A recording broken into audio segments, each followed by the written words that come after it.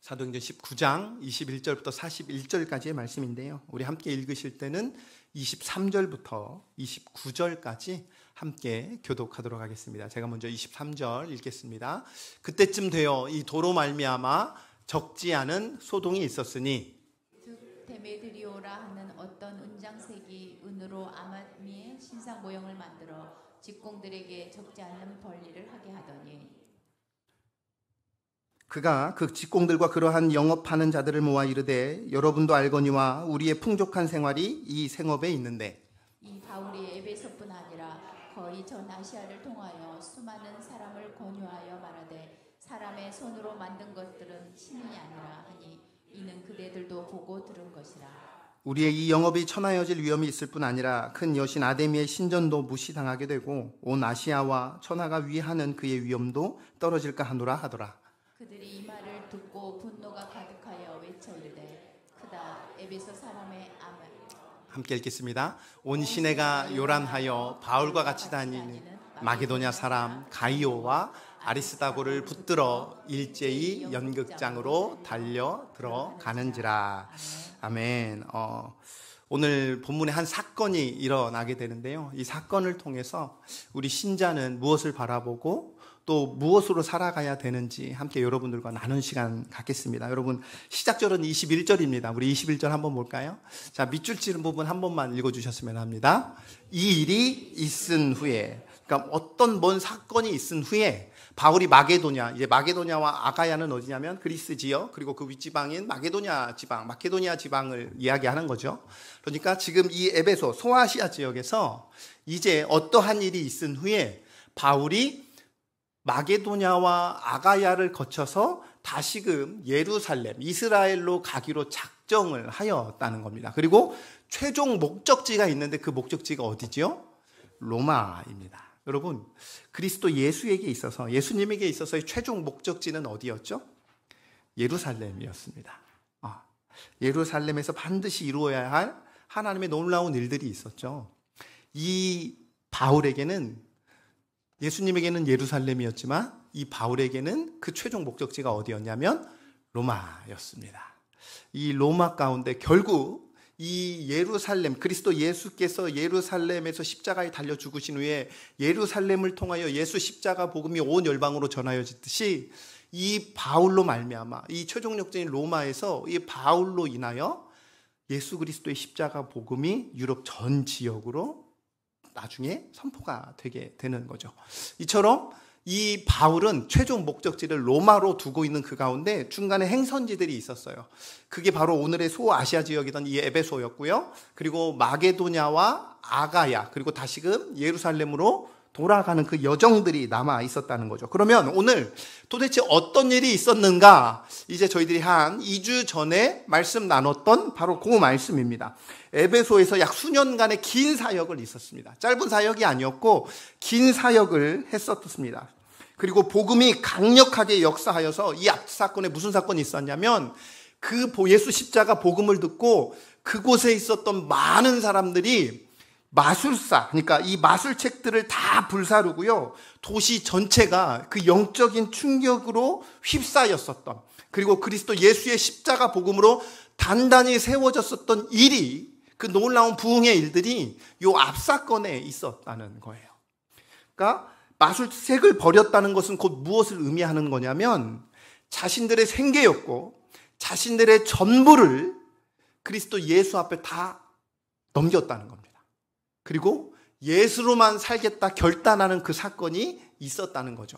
굉장히 큰 사건이었습니다. 이 일이 있은 후에라는 거죠. 그리고 에베소 서약이 어느 정도 마무리되어지는 그 때였습니다. 여러분, 여기에 본문은 나오지 않았는데요. 왜 바울이 예루살렘 일로 가려고 했었느냐, 그 이유가 있는데 여기 성경에는 잘 기록되어 오지 않습니다. 그런데 흉년이, 그 당시에 예루살렘 일대에 흉년이 들었다는 거예요. 그러다 보니까 성도들이 먹고 사는 문제에 큰 어려움이 있었다는 거죠. 그러다 보니까 이방 교회들로부터 모은 그 구제 헌금을 들고 예루살렘으로 방문하려고 했었습니다. 그래서 목적지를 예루살렘으로 두려고 했던 거죠. 그런데 마침 마게도냐와 아가야, 그 전에 전도 여행을 통해서 교회를 세웠던 그곳을 방문한 후에 예루살렘으로 가고자 했었다는 거죠. 여러분, 말씀을 보시면 작정하다라는 단어가 있습니다. 여기서 작정하다라는 단어가 있는데 헬라어 원문의 뜻으로 보면 어떤 의미를 가지고 있냐면 성령 안에서 결정하다라는 뜻을 가지고 있습니다. 어떤 의미를 가지고 있다고요?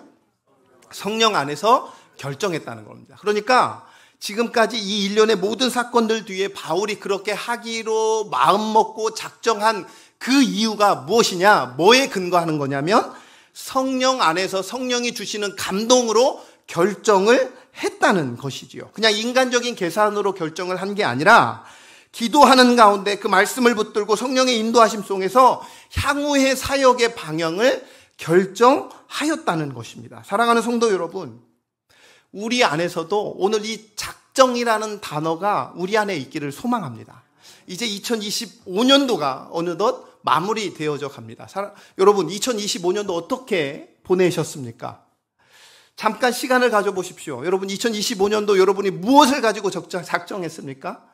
어떤 신앙의 작정을 했는지요? 하나님 앞에서 어떻게 살겠다? 하나님 앞에서 우리 가정이 어떻게 나아가기를 소망한다? 우리 교회가 어떻게 세워지기를 원한다? 라는 여러분 안에 어떤 작정이 있었는지요? 지금 2025년도를 마무리하는 이 시점에 그 작정들이 얼마나 이루어졌는지요? 아니, 사전에 먼저 묻기를 그 작정이 어떤 마음으로 작정하셨는지요? 오늘 이 말씀처럼 성령 안에서 작정을 하셨는지요? 아니면 내 인간적인 계산으로 작정을 하셨는지요? 아직 늦지 않았습니다. 2025년도가 아직도 약 40일 정도 남아 있습니다. 남은 이 2025년도를 성령 안에서 잘 마무리하시길, 그리고 돌아오는 이제 다가올 2026년도에도 성령 안에서 하나님의 나라를 세워갈 일들을 잘 작정하시길 주님의 이름으로 간절히 축원합니다. 자, 여러분, 다시 돌아와서 이 시점에 이 예수 십자가의 복음은 에베소 사람들에게 전혀 다른 기류를 만들어내게 되는데요. 복음에 붙들린 바울은 성령 안에서 오늘 이 말씀처럼 작정을 하고 길을 정합니다. 그런데 오늘 이 사건을 보시면 그 옆에서 어떤 이들은 복음 때문에 불편해합니다. 그리고 복음 때문에 위협을 느끼는 일들이 발생하고 복음 때문에 분노를 일으키는 장면이 나옵니다. 여러분, 본문을 보시면 에베소에서 한 큰 소동이 나타남을 기록하고 있는데요. 그게 대표적인 한 사람이 나타납니다. 그 사람이 누구냐면 데메드리오라는 한 사람이 나타납니다. 근데 이 데메드리오라는 사람의 직업이 무엇이냐면 은장색입니다. 여러분, 은장색 하니까 무슨 색깔인가? 라고 생각을 받아들일 수 있는데 은장색은 뭐냐면 지금으로 이야기하면 세공업자입니다. 은을 세공하는 세공업자인 거예요. 그러니까 은으로 아데미 신전의 모형을 만들고 일종의 그 은감시를 만들어내는 세공업자를 은장색으로 불렸다는 거예요. 그러니까 이 은장색, 이 에베소에서 은장색을 하고 살아간다는 의미가 어떤 의미냐면 굉장히 부유한 사람이라는 것을 의미합니다. 그러니까 사업이 잘 되었죠. 그래서 그 뒤에 밑에 누가 있었냐면 많은 직공들도 있었습니다. 많은 직공들이 함께 했었다는 거죠. 고용되어 있었는데 이상하게 어떤 시점부터 갑자기 이 사업이 기울어지기 시작한 거예요.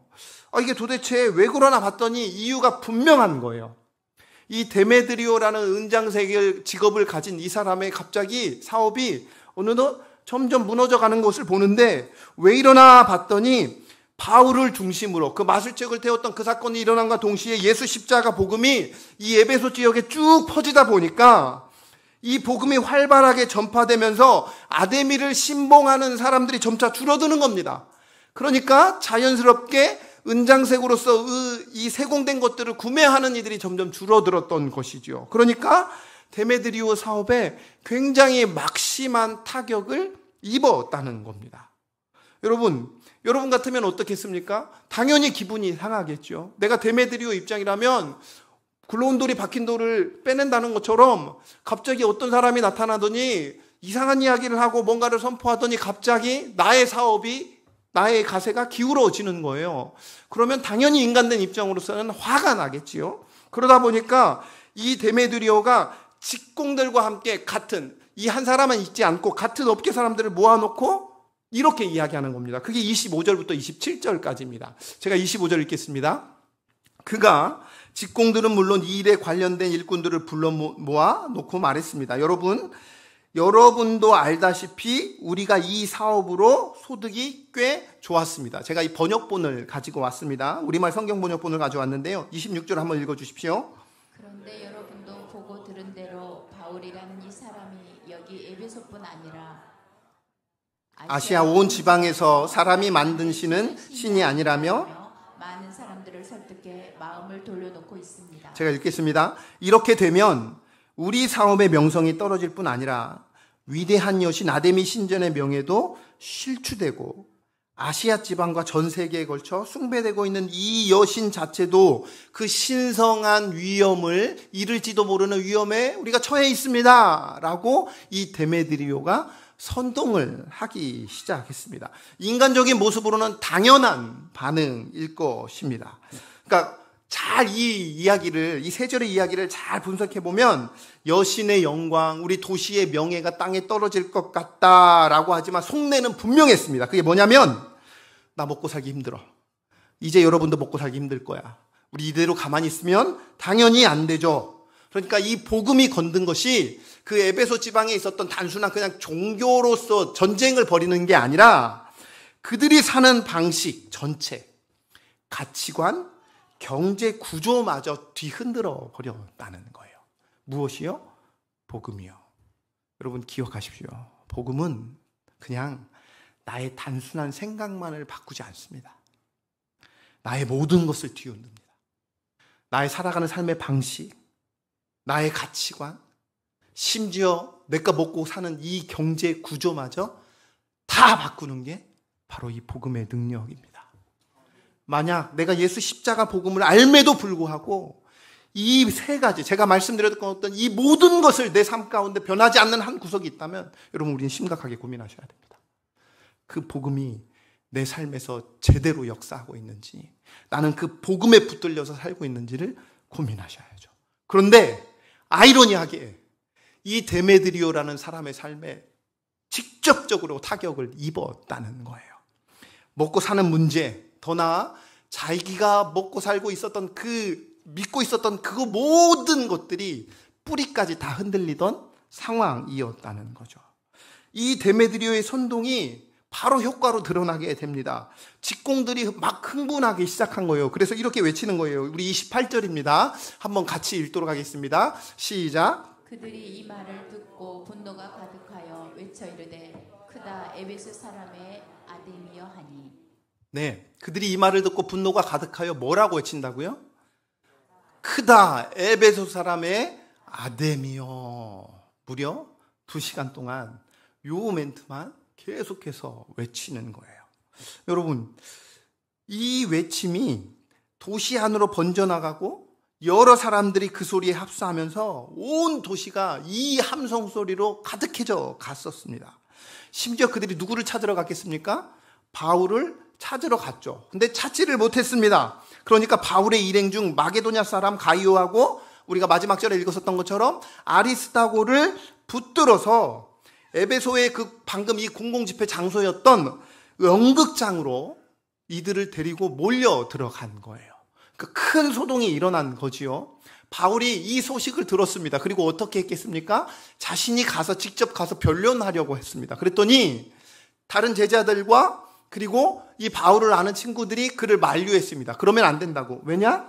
너 지금 가면 어떻게 될지 모르니 안 갔으면 좋겠다 하고 만류했죠. 무슨 일이 일어날지 뻔했으니까요. 그런데 잘 보시면 성경은 오늘 이 뒤편에 굉장히 어이없는 사실을 하나를 딱 기록해 놓습니다. 우리 32절 말씀 한번 같이 읽도록 하겠습니다. 32절입니다. 시작. 사람들이 외쳐 어떤 이는 이런 말을 어떤 이는 저런 말을 하니 모인 우리가 분란하여 태반이나 어찌하여 모였는지 알지 못하더라. 무려 2시간 동안 크다 아데미여 크다 아데미여 엄청 큰 소리로 지르며 정말 이 에베소 전 지역이 들썩거릴 만큼 큰 소동이 일어났는데 재밌는 현상은 태반이면 반 이상이거든요. 거의 반절되는 사람이 뭐 했다고요? 왜 모인 거요? 지금 왜 이러는 거예요? 이러고 있는 거예요. 그들이 소동을 일어나고 안 돼 이야기하고 있지만 정작 무엇 때문에 이 소동을 우리가 일으키고 있는지를 그들이 모르고 있다는 겁니다. 굉장히 놀라운 장면인 거죠. 소리를 고래고래 지르고 사람을 끌고 다니고 또 그러고 도시 전체가 뒤집어질 것처럼 요동치고 있는 이 상황인데 정작 그중 절반은 내가 여기 왜 있는지, 왜 소리고 지르고 있는지를 모른다는 거예요. 여러분, 정작 왜 화를 내고 있는지, 무엇이 진실인지, 나는 어떤 기준을 가지고 있는지를 모른 채 그냥 그 분노에 합류되어서 외치고 있다는 거죠. 복음을 거부하는데 왜 거부하는지를 모르는 거예요. 그 내용에 대해서는 전혀 모른 채 그저 그들이 그렇게 2시간 동안 그 분위기에 휩쓸려서 외치고 있다는 거죠. 이 모습이 이 시대를 살아가고 있는 우리의 모습과도 굉장히 비슷하다는 거예요. 예수 십자가 복음만이 우리의 유일한 길이다라고 외치지만 실질적으로 세상 사람들은 이 복음이 가지고 있는 그 생명력과 이 복음이 가지고 있는 참된 능력이 무엇인지, 참된 기쁨이 무엇인지를 전혀 알지 못한 채 분노에 휩싸여서 그저 오늘 여기에 있는 것처럼 왜 우리가 이러고 있는지, 왜 우리가 복음에 대해서, 기독교에 대해서 왜 우리가 외면하고 있는지에 대해서 그들은 알지 못했다는 거죠. 기독교는 안 돼. 왜라고 정확한 이유를 알지 못한 채 배척하고 공격하고 있는 그 모습들이 오늘 이 시대를 살아가고 있는 이 모습들과 그 시대의 모습들과 굉장히 비슷하다는 거죠. 다시 돌아와서 이때 이 사건 가운데 에베소의 서기장이 등장합니다. 여러분, 서기장은 누구냐면 로마 총독은 아닙니다. 다만 자치 도시 에베소의 행정을 담당하는 책임자였습니다. 그러니까 그 에베소 안에서는 꽤 높은 사람이었던, 무언가를 결정할 수 있는 꽤 높은 사람이었습니다. 그가 나름 에베소인들에게 신망받던 인물이었다는 거죠. 그런데 서기장이 이렇게 말하는 겁니다. 35절하고 36절입니다. 제가 35절 읽겠습니다. 서기장이 무리를 진경시키고 이르되 에베소 사람들아, 에베소 씨가 큰 아데미와 제우스에게서 내려온 우상의 신전지기가 된 줄을 누가 알지 못하겠느냐? 이 일이 그렇다 않다 할 수 없으니 너희가 가만히 있어서 무엇이든지 경솔히 아니하여야 하리라. 네, 무슨 말입니까? 우리가 아데미의 도시라는 것은 모두가 인정하는 사실이다. 그러니 그 사실이 흔들릴까 봐 굳이 이렇게 소론을 필 필요가 없다. 그리고 이어서 이렇게 말하는 겁니다. 37절부터 40절까지인데요. 축약하면 이러한 내용입니다. 이 사람들, 바울을 비롯하여 잡혀온 이 사람들이 신전 건물을 도둑질했느냐? 아니지 않느냐? 또 그렇다고 해서 여신을 비방했느냐? 또 비방한 것도 아니지 않느냐? 만약 고발할 게 있지? 그러면 정식적인 재판으로 그렇게 고소해라. 그렇게 처리할 수 있는 문제다. 그리고 지금 여러분들이 이렇게 모여있는 이 집회가야말로 아무런 쓸모가 없다. 아주 무익하다. 그리고 불법 집회로 오히려 로마에게 책망받을 수 있다. 그러니 그만두어라 라고 이 서기장이 말하는 겁니다. 그랬더니 이 현실적인 경고에 군중이 어떻게 반응합니까? 다 흩어집니다. 언제 그랬냐는 듯이 다 흩어져 버리는 거죠.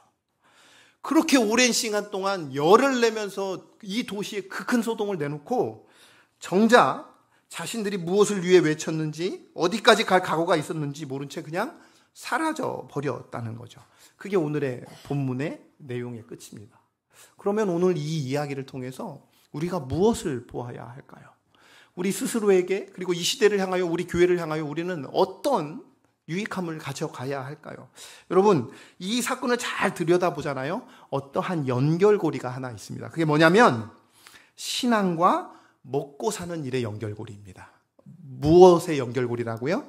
신앙하고 우리가 먹고 사는 일에 대한 연결고리가 있습니다. 그러니까 아주 중요한 연결고리인데요. 데미드리오는 어떤 사람이었다고요? 은장세이었습니다.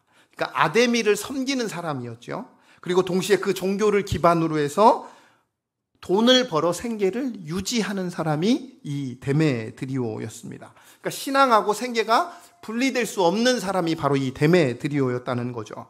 에베소 사람들의 대부분이 그랬습니다. 그래서 마술책을 불태웠을 때 굉장한 결단이 필요했던 사람들이 바로 이 사람들이었던 거죠. 아데미 신앙이 무너지면 이 에베소 경제 전체가 흔들릴 수 있는 구조였습니다. 그러니까 오늘 이 데메드리오라는 한 사람만 드러나 있지만 실제적으로는 에베소 전체의 모습을 이 데메드리오 한 사람을 통해서 반영된 거예요. 그게 이 에베소의 현 주소였습니다. 문제는 여기서부터인데요. 제가 말씀드리는 건 그러니까 먹고 사는 일이 중요하지 않다는 것을 말씀드리는 게 아니라 중요한 건 뭐냐면 먹고 사는 일이 과연 진리보다 더 우선순위를 차지할 때 그 우선순위를 선택한 그 사람은 필연적으로 삶에서 복음을 밀어낸다는 겁니다. 이게 오늘 이 데메드리오를 통해서 우리에게 보여주는 메시지입니다. 데메드리오와 이 에베소 사람들은 복음이 자신들의 전체 삶을 뒤집어 흔들어 놓았잖아요. 여러분의 삶 가운데서도 그리스도 예수의 십자가의 복음이 들어왔을 때 전인적, 말씀드렸듯이 우리의 삶이 전인적으로 바뀌는 그 엄청난 사건이 일어났을 때 마치 여기 있는 우리 안에서의 큰 소동이, 거룩한 소동이 일어날 수 있습니다. 그런데 문제가 뭐냐면 그렇게 내 자신의 삶 전체를 뒤흔들었을 때 이들의 선택은 무엇이었냐는 거예요. 기독교가 그리고 예수 십자가 복음이 그들에게 그리고 우리 가운데 너희가 지금까지 신으로 섬겨왔고 너희가 그동안 우상 삼았던 그 모든 것들은 다 헛된 거야 라는 이 선언, 그것이 내 삶에 전인적으로 들어왔을 때 우리의 두 가지를 동시에 건드렸는데요. 그게 뭐냐? 첫 번째, 우리 자존심을 건드렸습니다. 무엇을 건드렸다고요? 그게 뭔 자존심을 건드렸는데요. 내가 그동안 내가 가지고 있던 그 신념이 옳다고 믿고 살아왔는데 그게 아니라는 내 삶의 자존심을 건드렸다는 거예요. 그리고 두 번째, 생계를 건드렸습니다. 가장 중요한 이 두 가지를 건드렸던 거죠. 내 신념을 건드렸고 실제적으로 현실적인 내 생계를 위협했던 것이 바로 이 복음이었다는 거죠. 그런데 그들의 선택이 무엇입니까? 진리보다는 생계였습니다. 맞는 말인지 아닌지, 진리인지 아닌지는 다 차치하고 우리는 지금 이 방식을 유지해야만 한다 쪽으로 기울어 버렸다는 것이죠. 여러분, 반면에 이게 오늘 이야기인데 이 이야기가, 이 저자가 앞에 어떤 한 사건을 붙여놓고 있습니다. 그래서 아까 21절에 어떻게 시작을 했죠? 이 일이 있은 후에. 그러니까 이 일이 있은 이 사건을 그냥 대충 써놓은 게 아니라 이 일에 대해서 붙여놓은 상태에서 오늘 본문의 말씀을 다시 한번 누가가 붙였다는 거예요. 그러니까 대비하고자, 그러니까 대조하고자 오늘 이 사건을 붙였다는 거예요. 그러면 이 앞에 사건이 무슨 사건입니까? 18절과 19절 말씀이에요. 제가 18절 읽겠습니다. 믿게 된 사람들이 많이 나와 자신의 악한 행위들을 고백하고 공개했습니다. 19절 읽어주십시오. 마술을 하던 많은 사람들은 그 책들을 모아다 사람들이 보는 앞에서 태워버렸습니다. 그들이 그 마술책들의 값을 매겨보니 모두 5만 드라크마 정도가 됐습니다. 엄청난 금액이었습니다. 1년치에 넘게 해당하는 이 연봉을 다 그들이 불태워 버렸다는 거죠. 자, 자신들의 잘못된 과거를 공개적으로 시인하고 더 나아가서 구체적으로 무엇을 어떻게 잘못했는지를 털어놓고 그 깨달음이 깨달음으로서만 끝나는 것이 아니라 과거의 문제를 직접적으로 청산했다는 거죠. 그 결과가 마술책을 불태우는 행동, 자신의 생계였고 자신의 전부였던 그것을 불태우는 행동으로 나타났다는 것이죠. 그렇다면 이 사람들에게 중요한 게 무엇이었을까요? 복음을 통해서 자신의 현재를 발견하게 되었고 그것들을 통렬하게 그 잘못된 것을 고치기를 원했던 거죠. 그러니까 이제 그들에게 있어서 제일 중요한 가치가 뭐가 됐냐면 지금까지 내가 어떻게 살아왔느냐가 아니라 이제라도 하나님 앞에서 내가 어떻게 살아갈 것인가로 그의 삶의 방향성이 바뀌었다는 거예요. 이게 바로 복음의 능력이라는 거죠. 같은 도시였고 같은 시대였고 같은 복음을 들었는데 어떤 사람은 진리를 위해서 돈과 생계를 내려놓았고 어떤 사람은 생계를 지키기 위해서 진리를 밀어내었습니다. 여기서 인생의 방향이 달라졌다는 것이지요. 여러분, 이제 말씀을 정리할 텐데요. 누가복음 14장을 보시면 예수님께서 이렇게 비유로 말씀하십니다. 16절부터 20절까지인데요. 우리가 큰 잔치 비유로 알고 있는 말씀입니다. 한번 같이 읽어보겠습니다. 제가 읽겠습니다. 여러분 내용으로 한번 잘 보세요. 이르시되 어떤 사람이 큰 잔치를 베풀고 많은 사람을 청하였더니 잔치할 시각에 그 청하였던 자들에게 종을 보내어 이르되 오소서 모든 것이 준비되어 있나이다 하매 다 일치하게 사양하여 한 사람은 이르되 나는 밭을 샀음에 아무래도 나가보아야 하겠으니 청컨대 나를 양해하도록 하라 하고, 그러니까 바빠요. 나 지금 밭을 샀거든요. 라는 의미인 겁니다. 19절 보시면 또 한 사람은 이르되 나는 소 5겨리를 샀습니다. 그래서 시험하러 가니 청컨대 나를 양해하도록 하소서라고 말하는 겁니다. 그리고 마지막 20절에 또 한 사람이 이렇게 이야기하는 겁니다. 나는 장가 들었으니 그러므로 못 가겠습니다. 라는 겁니다. 한 사람은 큰 잔치를 베풀고 많은 사람을 초청했는데 음식도 준비되어 있고 자리는 다 마련되어 있습니다. 그런데 사람들이 한결같이 말하는 겁니다. 나는 밭을 샀어요. 그러니 나가보아야 합니다. 나는 소 5겨리를 샀으니 시험해 보러 가야 합니다. 나는 장가 들었으니 미안한데 가지 못합니다. 각자의 입장에서는 다 그럴듯해요. 각자 입장에서는 다 그럴듯한 이유였습니다. 현실적인 이유였고요. 충분히 이해받을 수 있는 사유처럼 보입니다. 그런데 예수님의 눈에는요, 이 모든 잔치를 거절하기 위한 핑계에 불과했던 것입니다. 예수님의 메시지는 아주 명확했습니다. 그 어떤 것이 더 중요하고 그 어떤 것이 더 시급한 일인지를 판별하라는 것입니다.